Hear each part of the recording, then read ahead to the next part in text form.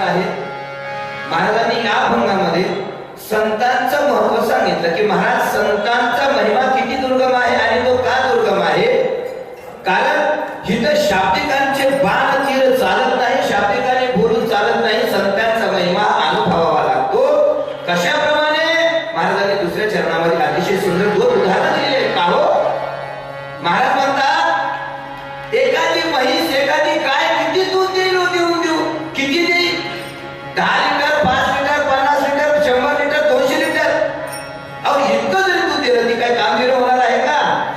पण काही माणसं बडबड करून म्हणू लागले काय संत कसे असतील काय नक्की तसेच असतील का. महाराज म्हणतात बावळा ते संत कसे असतील हे ओळखण्यासाठी सगळ्यात पहिल्यांदा तुका म्हणे अंगी भावे ते आपण तरीच महिमान येईल कळो. त्यासाठी आपण स्वतः संत झाल्याशिवाय संतांचा महिमा काय आहे तो कळत नाही. हा अभंगाचा दावता भावाचा ठाला.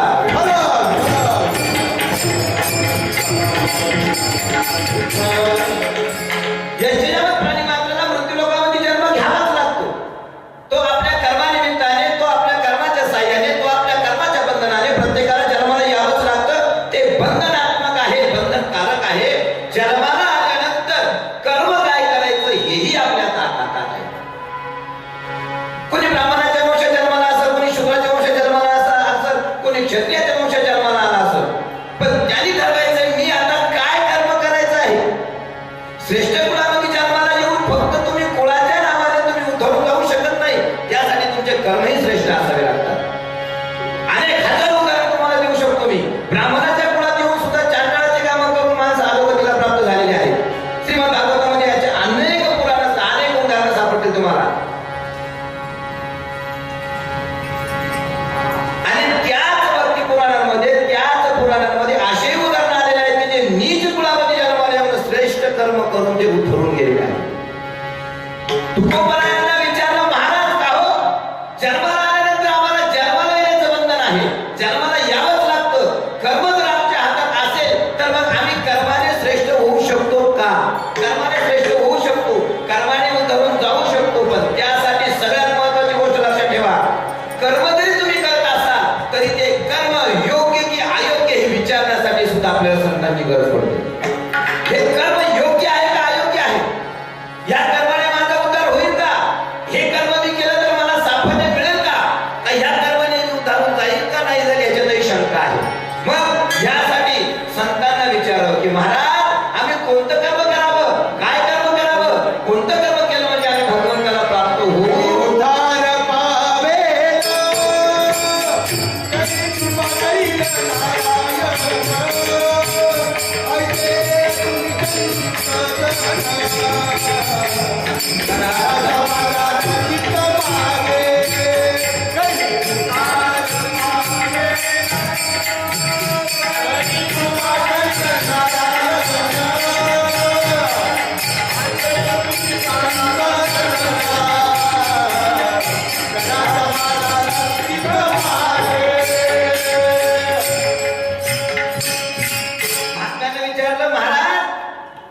काही मी उद्धार पावे न काही कृपा करेल नारायण. जन्माला आलो खरा पण आम्हाला काय जन्माला आल्यानंतर संतांची संगती प्राप्त होईल. पहिली गोष्ट जन्माला आल्यानंतर तुम्हाला संत मिळतील त्याची गॅरंटी देता येत नाही. याचं कारण संत मिळणं एवढं सोपं नाही हो महाराज. जगद्गुरु जयंती म्हणतात की संतांचा महिमा तो बहुदुर्गम, याला काहीतरी कारण असावं. पहिलं कारण संत म्हणजे काय. संत वेशाचा नसतो, संत विचारांचा नसतो, संत आचारांचा नसतो. संत महानुभाव हा त्याच्या अंतःकरणाच्या भावनेने ठरतो की संत हे बघा विषय असा आहे की भगवे वस्त्र परिधान केले किंवा पांढरे धोतर घातले, पांढरे नेहरू शर्ट घातले, डोक्याला फेटा बांधला म्हणजे संत झाला नाही. तो वेशाचा संत आहे. अंतःकरणातून संत होणं फार गरजेचं आणि असे संत मिळणं दुर्लभ आहे. का महाराज एक ठिकाणी म्हणतात हे संत किती दुर्लभ आहे सांगू का. किती दुर्लभ आहे सांगू का. हे संत किती दुर्लभ आहे कल्पना करा. समुद्र आहे, समुद्र समुद्रावर एखाद्याने उडी मारली आणि स्वतःच्या हाताने पोहत पोहत पलीकडे गेला, असं झालं का हो? समुद्रावर तरवेल सूर्य येता जाता कोणी धरू शकेल का? नाही धरू शकत. महाराज या संतांची महती तशीच आहे. कशी? ज्याप्रमाणे समुद्रावर तरुण जाऊ शकत नाही, ज्याप्रमाणे सूर्य येता जाता धरू शकत नाही, त्याप्रमाणे संत महात्मे आपल्याला भेटतीलच याची गॅरंटी देता येते का? त्याच्यासाठी आपलं कुळ पवित्र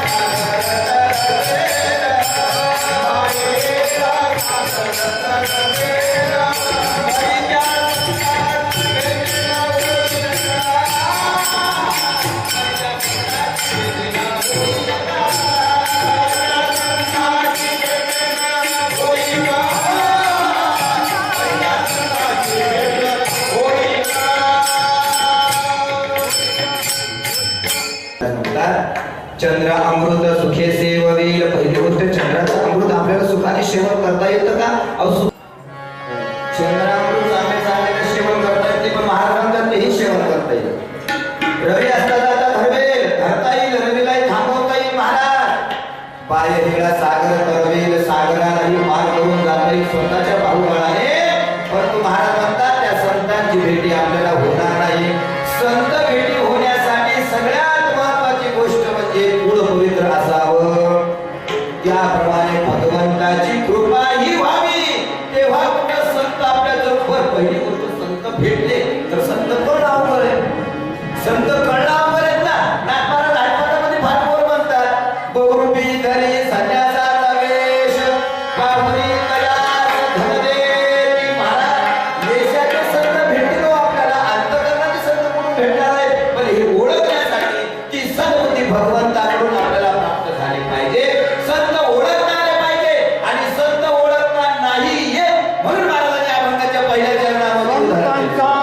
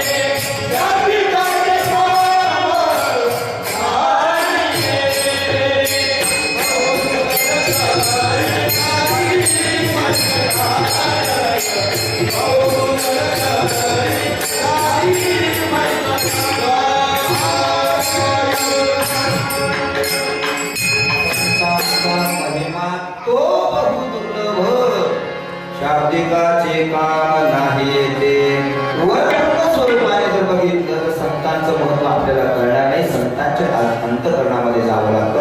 आणि आमच्या गुरुजींनी आळंदीला असताना सहज विचारलं आहे. आमच्या गुरुजींनी संतांचा महिमा सांगितला असताना आणि सहज प्रश्न केला, अहो गुरुजी संत कसे ओळखायचे हो?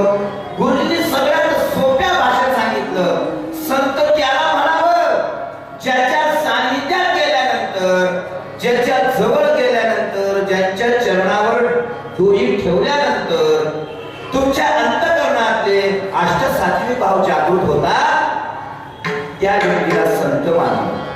आमचे परमश्रद्धेय ब्रह्मरे सद्गुरु त्र्यंबक बाबांच्या सानिध्यात जे जे आले ते स्वर्ण होऊन गेले. त्र्यंबक बाबांनी सन्मार्गी लावलं. बाबांनी विचार केला नाही या ठिकाणी हा कमी जातीचा आहे, हा उच्च वर्णाचा आहे, हा माझ्या लेवलचा नाही. यारे लहान थोर यादी भरले नाही तर प्रत्येकाने यावं आणि आपला उद्धार करून घ्यावा.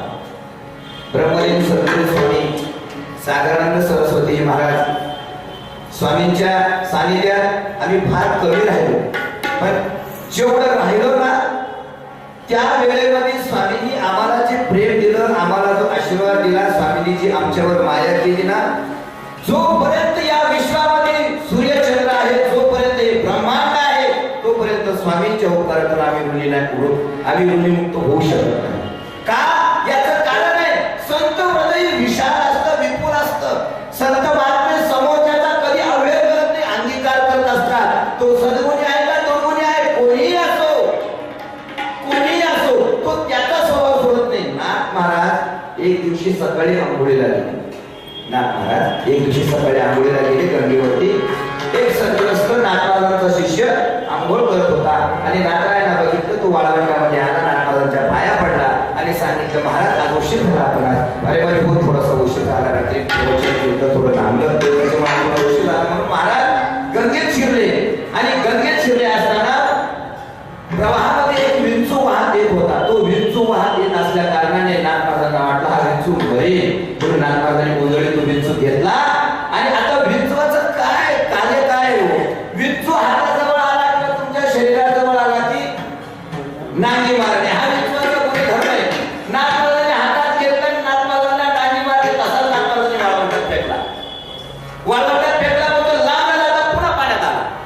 पुन्हा नाथराजांनी त्याला असं 2-4 वेळेस घडल्यानंतर त्या सद्ग्रस्ताने विचारलं, महाराज अहो तो विंचू तुम्हाला चावतोय, तो विंचू तुम्हाला चावतोय, तुम्ही का बरं त्याला सोडून देत नाही, तुम्ही का त्याला धरताने बाहेर फेका? नाथराजांचे शब्द आहेत की बाबा तू एवढं सगळं त्याला माहिती माझं शरीर किती मोठं आहे, मी साधारण त्याच्यावर चापट मारले तरी मरू शकतो तो, पण तो एवढंच असून तो मला घाबरत नाही, तो त्याचा गुणधर्म सोडत नाही, मग मी माझा गुणधर्म कशा करता सोडू? ही संतांचा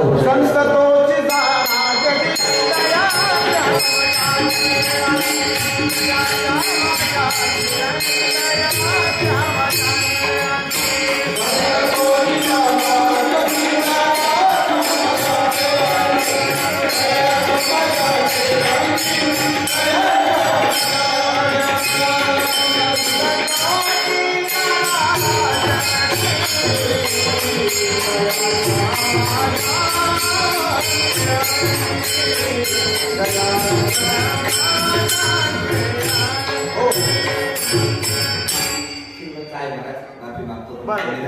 8 वाजता कार्यक्रम संपतोय, त्याच्यामुळे माफी मागतो. तुमचे चाले ऐकण्यासारखे आम्हाला लय आवडतं, खरं सांगतो. पण आता करू काय नेमकं, रात्र झाली, थोडी सुरू झाली, त्याच्यामुळे आपल्याला वेळेत गाडीत पोहोचत करणं गरजेचं.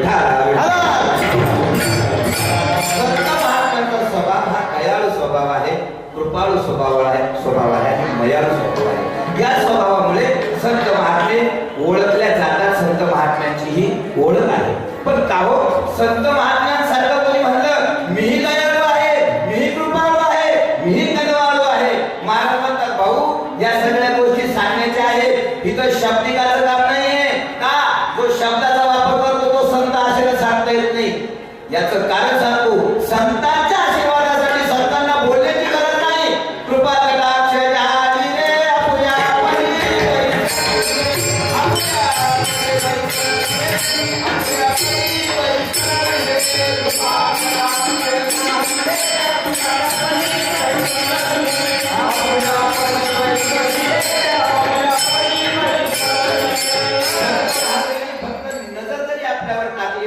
दृष्टी टाकली आपली तर आपलं कल्याण झाल्याशिवाय राहत नाही.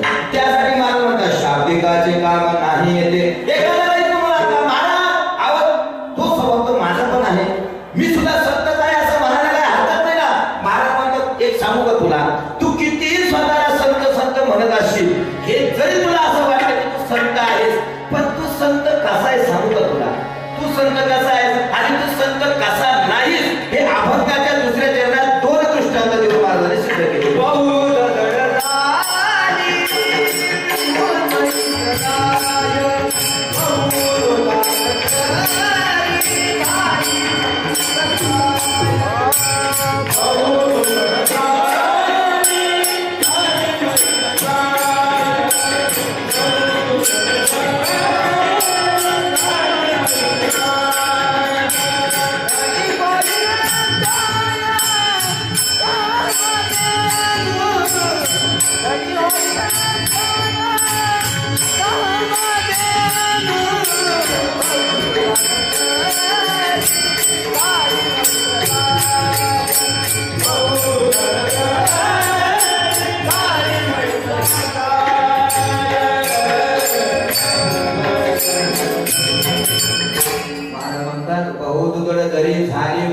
गाय तरी का ती होय काम देणं. एका म्हशीने एका गायीने किती दूध जरी दिलं तरी ती काम देणं होणार नाही. तद्वत त्या न्यायाप्रमाणे शाब्दिक कितीही बोलू लागले की आम्ही संत आहोत, आम्ही संत आहोत, आम्ही संत आहोत, पण महाराज म्हणतात भाऊ तू संत कसा आहे, कसा त्या गायी म्हशीसारखा. तू कितीही जरी म्हणला मी संत आहे तरी तू संत होऊ शकत नाही हे निश्चयाने महाराज सांगतात. मग का हो संत जर समजा गायी म्हशीसारखे नसून जर कामधेनू सारखी आहे तर त्या कामधेनू सारख्या संतांना आपण कसं ओळखायचं, कसं ओळखायचं.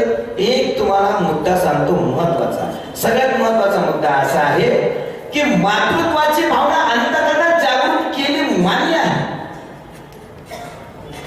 या पृथ्वी तलावावरती ह्या मृत्यूलोकावरती भगवंताने एक नातं असं दिलेलं आहे, एक नातं जे नातं अतिशय पवित्र आहे. पवित्र का पवित्र आहे. महाराज एक ठिकाणी म्हणतात की ह्या बालकासाठी ती माऊली कुठल्याही प्रकारचा विचार करत नाही, काहीही सॅक्रिफाइस करण्यासाठी नाही असते. काहीही लेकराचे हित आहे माऊलीचे चित्त शरीराने सांगतात.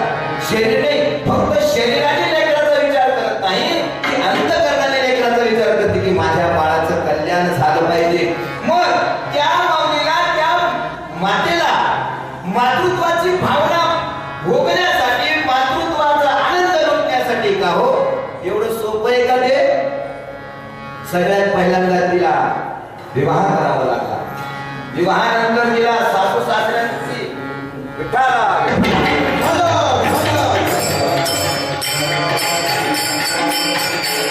सासू सासऱ्याची सेवा करावी लागली, नवऱ्याची सेवा करावी लागली. 9 महिने गर्भ आपल्या उदरात वागवावा लागला. 9 महिन्याचे ते कष्ट तुम्हाला काय सांगावे. मद्रासा फार गोड चिंतन मांडले या मद्रासा. बाळाला सांगते बाळा हे 9 महिने तू कसा राहिलास हे तुला माहिती, मी तुला कसं सांभाळ हे मला माहिती. 9 महिन्यानंतर माऊली प्रसूत होते. की प्रसूत होतानाची जी वेदना आहे ना तो दुसरा जन्म होतो मातेचा.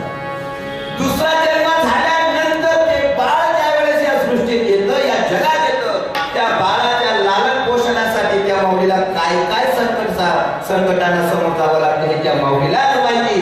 जसं ती माऊली मातृत्वाची भावना भोगण्यासाठी या सगळ्या गोष्टींना पार करून त्या लेकराचा आनंद घेण्यासाठी जशी ती स्वतः कष्ट घेते, तद्वत जगद्गुरु तुकोबाराय म्हणतात. एक सांगू का तुम्हाला संत कसे आहेत, संत कसे आहेत, संत कसे आहेत हे तुम्हाला असं विचारून बोलून सांगून चालणार नाही. का हो?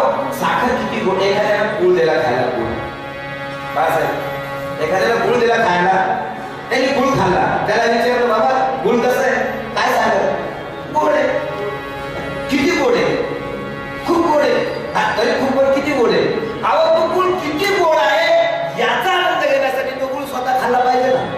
बरोबर आहे की नाही? मराठीत एक म्हण आहे ना, स्वतः मरावा आणि स्वर्ग बघावा. स्वतः मरावा आणि स्वर्ग बघावा. जगद्गुरु तुकोबारायांनी नेमकी हीच गोष्ट हिरली आणि ह्याच गोष्टीचा विचार जगद्गुरु तुकोबारायांनी अभंगाच्या 3ऱ्या चरणात सांगितला.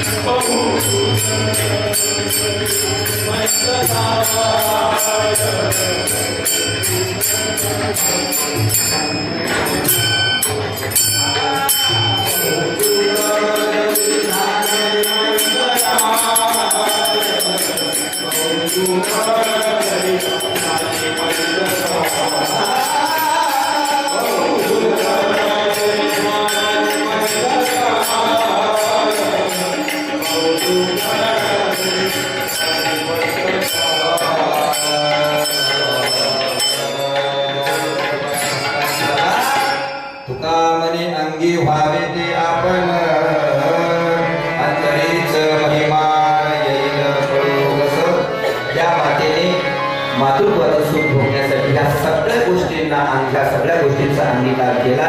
तद्वत त्या न्यायाप्रमाणे संत महात्म्य ओळखण्यासाठी स्वतः संत हृदय सारखं व्हावं. संत हृदय एकदा आपलं झालं की मग मात्र आपण संत कसे आहेत हे ओळखण्यासाठी पात्रतेला ठरतो. पण मी ह्या व्यतिरिक्त एक महत्वाचा मुद्दा सांगेन आणि पुढे चालेल की मायबापानं संत होण्यापेक्षा, संत कसे आहेत हे ओळखण्यापेक्षा जर सद्विचाराने सद अंतकरणाने संतांची जर सेवा केली तर संत होण्यासाठी फार कष्ट घेण्याची गरज नाही. हा या अभंगाचा मतितार्थ आहे. संत होता कदाचित आपल्याकडून एखादी चूक झाली तर त्या एका चुकीची सजा आपल्याला काही जन्म भोगावे लागेल. संत होता बघा तुम्ही हजारो उदाहरण सापडतील. मला उदाहरण देऊन टाइमपास करायचा नाही. याचं कारण हे प्रासंगिक कीर्तन आहे, नैमित्तिक कीर्तन नाही.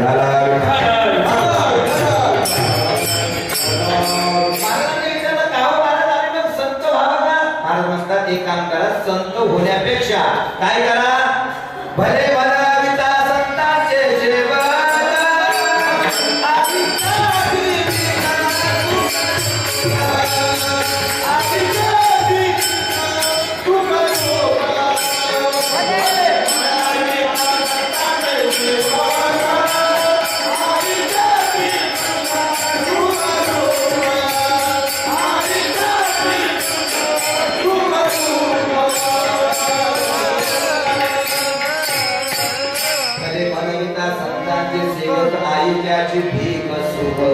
संत होण्यापेक्षा संतांचे सेवक झालो तर नक्कीच आपला त्याच्यात जास्त फायदा होईल. आणि त्याच कारणास्तव आज या ठिकाणी आपण उभे आहोत.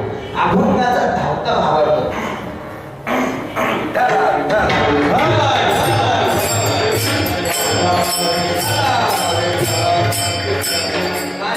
महात्म्याचं वाङ्मय एवढं सोपं नाही. आज आपण एक तासा सुटावं.